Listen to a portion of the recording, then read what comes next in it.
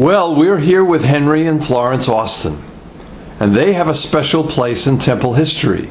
They were there at the very beginning, before we even had a physical building. They are the ones who had the insight that brings Temple to where it is today. So Henry and Florence, could you tell us a little bit about what it was like, even before the first carriage house was built? How the guarantors, like you are, got together and made this all happen? There were people like Sybil and Al Greenfield who opened their home and invited people to talk about the possibility.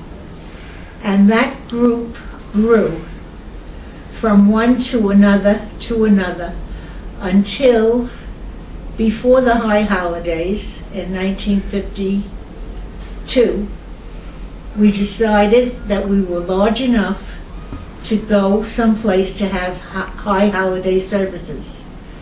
And they arranged the firehouse on Smith Street, Columbia Firehouse.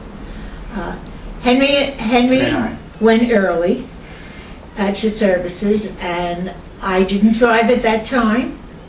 I walked a baby carriage from Neptune Avenue, where we lived, to Columbia Firehouse. I remember it very well. It was the start. I was amazed at the amount of people who were there.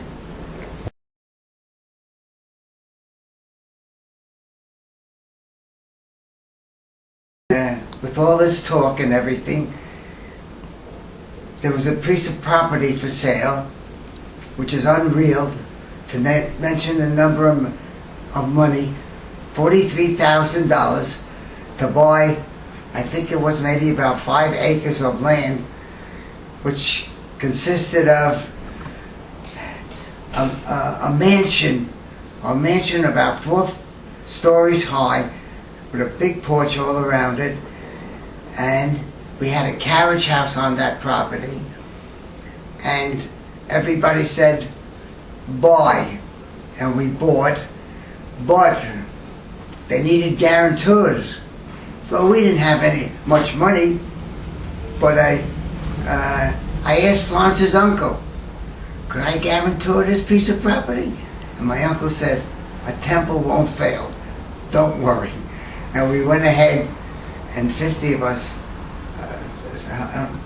25 of us? I don't remember. Yeah, exactly. Signed the papers to get the property, and that was the beginning of Temple Avodah. Everybody worked the property like you would work a farm every Sunday, and went over to Temple Avodah's property, and we painted the mansion, and put roofs on the carriage house, and everybody had to do something. With one professional. Yeah, we had one professional named Fred Bodie, who was a carpenter, and told us all what to do. I even got to learn what a hammer was.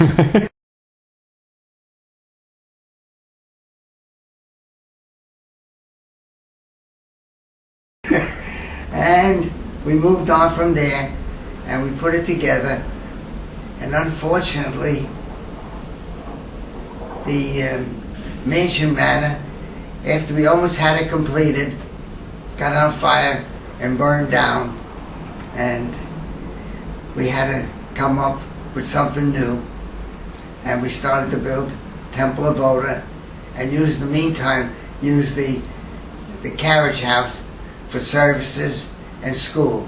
And what was it like with just the carriage house and the beginning congregation? The school was completely manned by our members volunteering. There was no paid instructor. Hebrew school and regular school for the children. And everybody gave their time and effort willingly. They were happy to do it. The atmosphere was great. That is wonderful. The atmosphere was great. And there were enough people, fortunately, who were qualified to do this. Yes. Well, you've of course seen it from the very beginning, and you see it as it is today. Yes. But as you look to the future and realize that somebody's watching this video right now who might be a member of the congregation or thinking about joining our congregation, what kind of advice would you give to all of us so that Temple Avodah continues not only from the carriage house but way into the future? The religious program in Temple Avodah is very, very, very super. Everybody feels like you're part of it.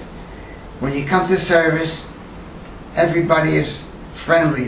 The people and the rabbi and all its officers, the choir, it is a wonderful place to go to.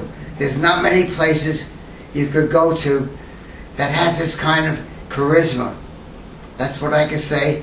And sometimes I could go in tears because how well it has grown with so many wonderful, wonderful congregants. Well, Thank you. Henry and Florence, thank you for taking the time and sharing those wonderful memories. I hope everybody who's watching knows that those memories can go on forever. Thanks again. Thank you.